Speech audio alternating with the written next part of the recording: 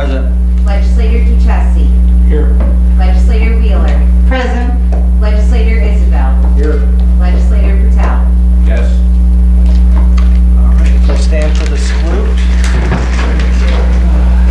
Ryan? I pledge allegiance to the flag of the United States of America and to the republic for which it stands, one nation, under God, indivisible, with liberty and justice for all. And we'll stay standing for a moment of silence in remembrance of the people who died in the Paris attacks.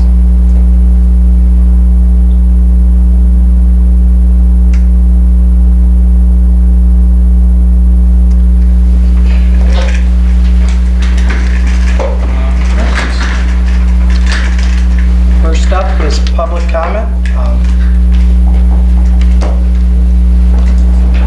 We have a couple of guests from sponsoring the Montgomery Vietnam Memorial here. And possibly come down and talk to us tonight. Probably be up in my world, so welcome. Thank you. Thank you. So I know we met before the meeting, but my name's Dan Town. I'm the faculty advisor to the FM Veterans Club, and this is Gary Thompson. He's a member of the FM Veterans Club. We're both military veterans. I'm an Army veteran. He's a Navy veteran. So I'm going to say something, and he's probably going to say exactly the opposite. I'll tell you the truth and he'll tell you his version. Whatever way you like.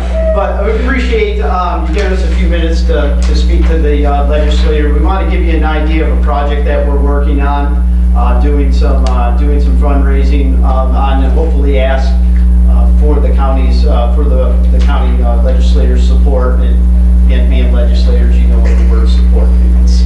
So we're working on bringing the Vietnam Traveling Memorial Wall to the Fulton Montgomery Community College campus in early September 2016.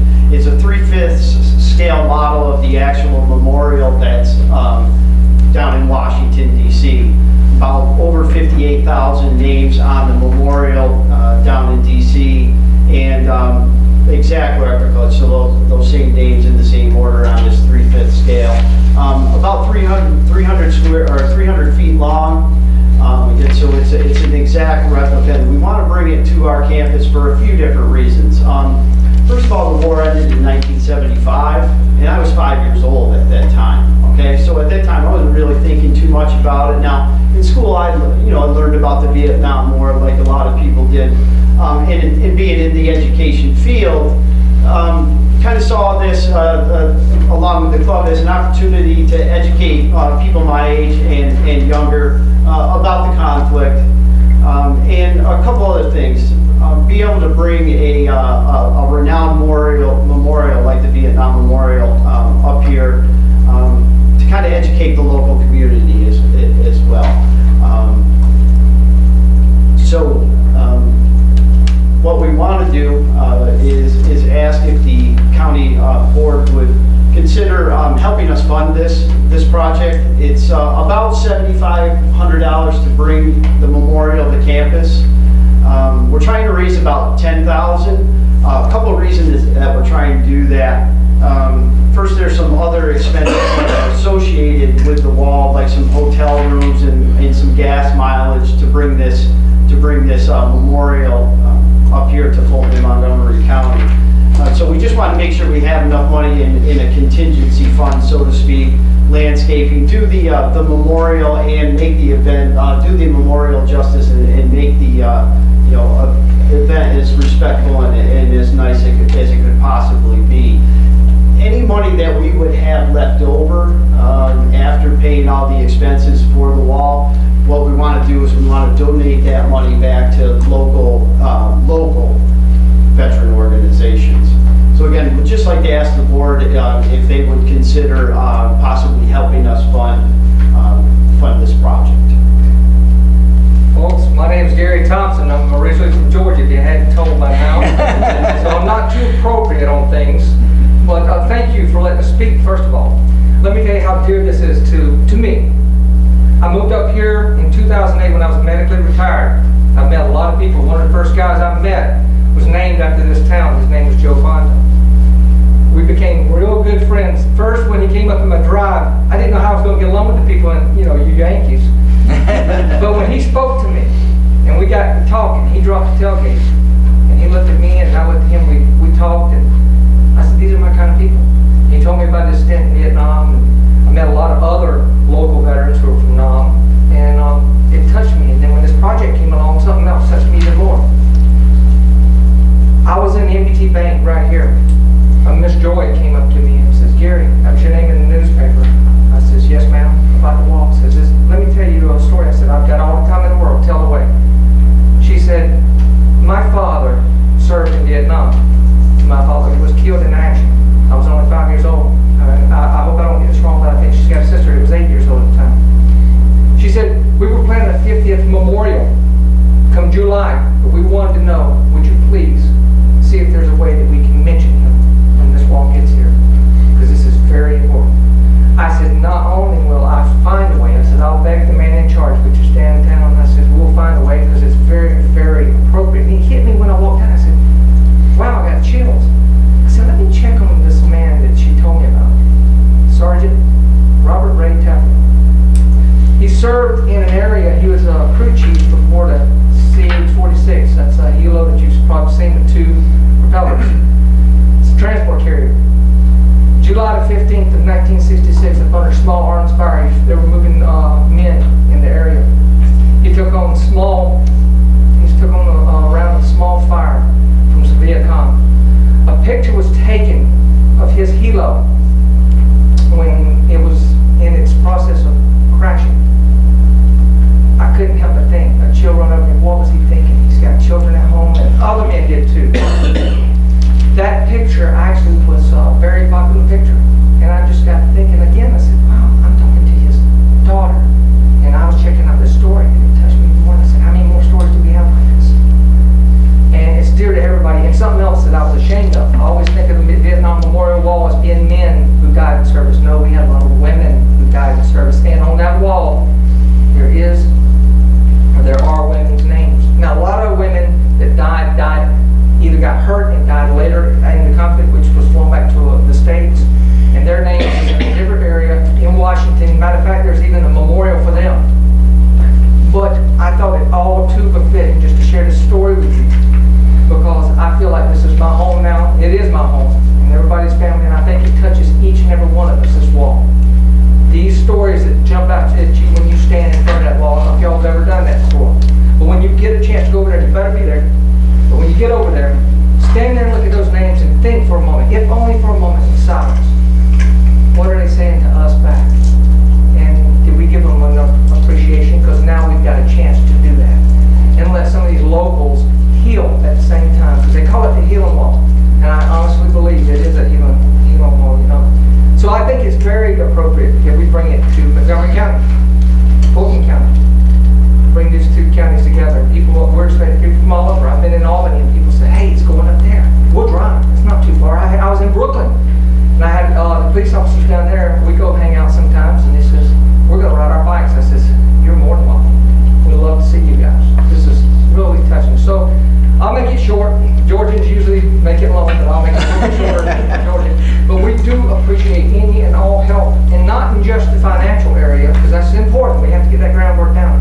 Keep in mind too, y'all know business owners. You know people who's got landscaping abilities or carpenter abilities.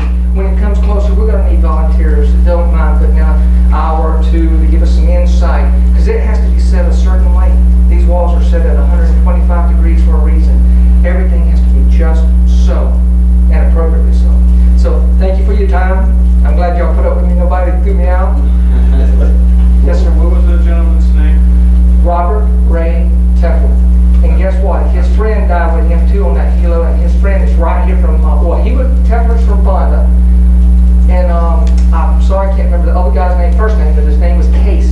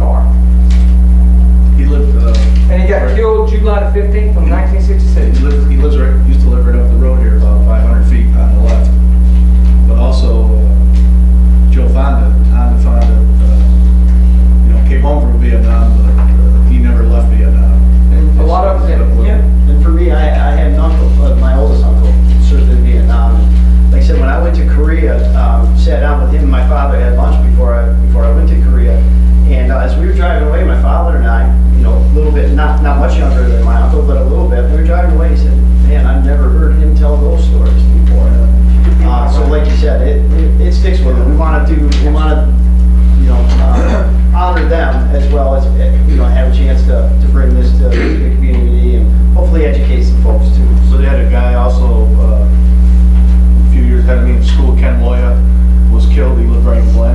And Anthony Susie lived in St. Johnsville, was killed in action. He was killed in 1970. And we're losing a lot of our Vietnam veterans, as you know. John Chakowski was another one that I met when I was up here. Man, I worked hard, and I was in my cancer treatments, and he and I happened to have one of the same cancer doctors over in Amsterdam, and that's how I met him. And then after I met him, we befriended each other. He broke his foot, I think, one time things were looking bad. He got feeling better and broke his foot. Next thing I know, a tractor rolled over him right down the road from me. And I'm thinking, wow, all the people I met. Joe, actually, I was putting on. Yeah, I just went to his house and put in a light bulb because he said, come on, maybe. And he said, I want some electrical done. Because I'm an aviation electrician, but I can do residential too. So I go to his house and I put a light in because he'd done stuff for me. And that afternoon, I didn't think I'd never see him again. My wife tells me late that night and says, hey, we got a message. Joe's gone. I said, okay, where'd he go? And when she told me, I couldn't believe it. I had to drive over to his house just to see. Yeah. Quick. What's your time schedule on this? How long will it take it up to the community or whatever? We have some, we're getting great response from community, individuals, organizations. We've got events that are happening as late as June 2016. So we just have to hand them the money that we owe them, so to speak, when they come on campus. And you know, we're well on our way, but what we're saying to folks, individuals, organizations, public bodies like yourself is the sooner that we secure the funding, the more time that we're going to have to make this special and make it proper. Folks, if y'all can give a little support to Pine Tree Rifle Club, they could put together a motorcycle ride for us. They usually do for the K9 units. Well, Pine Tree, Paul Catucci, and those gentlemen over there, when they heard about the project, they didn't even let me get a word in edgewise. They said, we've got our project. We're going to ride for our veterans. And so they're going to be sponsoring the ride, and that's going to be in June too. And they're actually the ones who designed this pin for this event that they're also selling to help raise funds. Yes, sir. Couple questions. Who made the wall? Actually, it was a gentleman. It was. I don't mean who personally, but like who owns the wall? They're called the Vietnam Veterans and All Veterans of Broward County. So they're out of Florida. Okay, and then this wall, when it ends up, it goes back to Broward, or it just keeps going? Never stop? If you look them up on the internet, there's a schedule. So they have 6 to 8 to 10 different events that they travel to around the country. So it won't necessarily be coming directly from Florida. Actually, I think it may be in Louisiana before it's scheduled to come here. The only other question I had was maybe for our county attorney. I'm all for helping out, and I'm good with it. Just, can we do that? You know, with funds, can we do that? And Yeah. number two, if we did, Roy and I were talking, we have some money in our veterans account. I think they might be able to. They could also possibly apply for the local tourism grants that we give out to, so, which application should be being sent out soon, so. Yeah. But it's a question in my mind too. I want to make sure we go through the proper legal channels on anything like that. So I would want to research it, but definitely the tourism grant would be a That would good be- option. Okay. What kind of funding are you looking for the question? As much as we can give. No, we're not putting, and what we're saying to anybody and everybody again is it doesn't really matter what that dollar amount is. Anything is going to help us get to that ultimate goal. So whatever, and in whatever manner the legislature was considering helping with this project, it would be what this body was comfortable with. Nothing's too small or too large.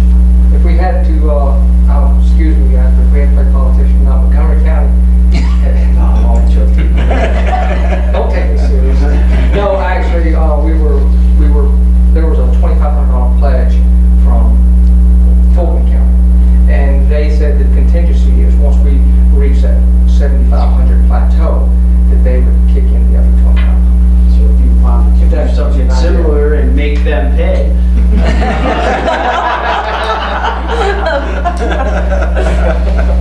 Sounds good. I just wanted to thank you for coming. I'm an alumni of FNCC. That's where I started my education, and I think it's wonderful. I have friends who father was in Vietnam. It's the one war that people don't talk about. And as I continued my education, I took classes, and I understand why. So I want to thank you, and I look forward to supporting this and helping. So thank you. What committee will that want to go to? I don't know. We'll discuss it. Thank you, Mr. Chairman. Any other questions, gentlemen, ladies? Thank you. Thank you. Thank you. Thank you for coming. Thank you so much.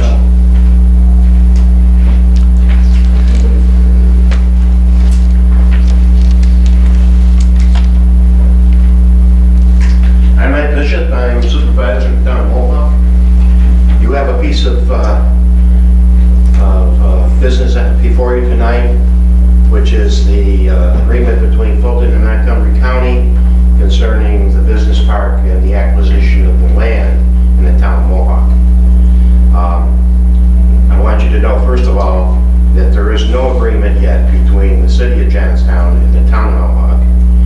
No fault of the town of Mohawk, because the town of Mohawk has repeatedly been at the city of Johnstown trying to work out a deal. The mayor seems to think that a split of 35-65 and a 40-year termination period is the way to go, and we don't really feel in the town of Mohawk that that's fair. The county's agreed on a 50-50 deal with 40 plus 40, 80 years.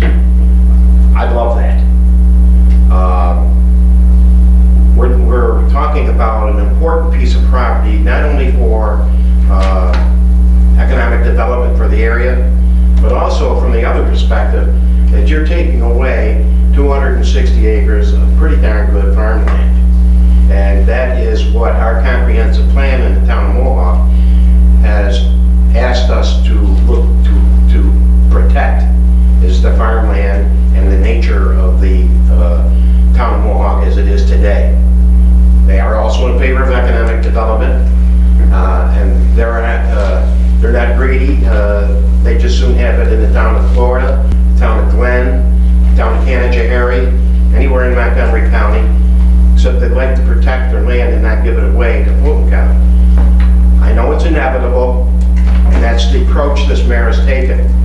I talked to him today, and his message to me was, we're done negotiating, which I don't even think we've begun. And I just think that he is giving up on it, and he will go through the process of having an annexed without agreement with the town of Mohawk, which leaves the residents of the town of Mohawk with nothing in the way of sharing revenue, because I'm sure if it goes to the Supreme Court, and we go to that term, is it in the public interest, that's exactly what will happen, because 260 acres of farmland versus 500 jobs and economic development, guess what? You're not going to win there. And we understand that. But I would like an agreement with the city of Johnstown before this meeting on the 28th of December. There is a public hearing, as you know, on the 28th of December at the college. The timing of it, I think, is terrible as far as the date. I mean, people away for Christmas holidays and everything. It's just not a very good date, I didn't think. But, so be it.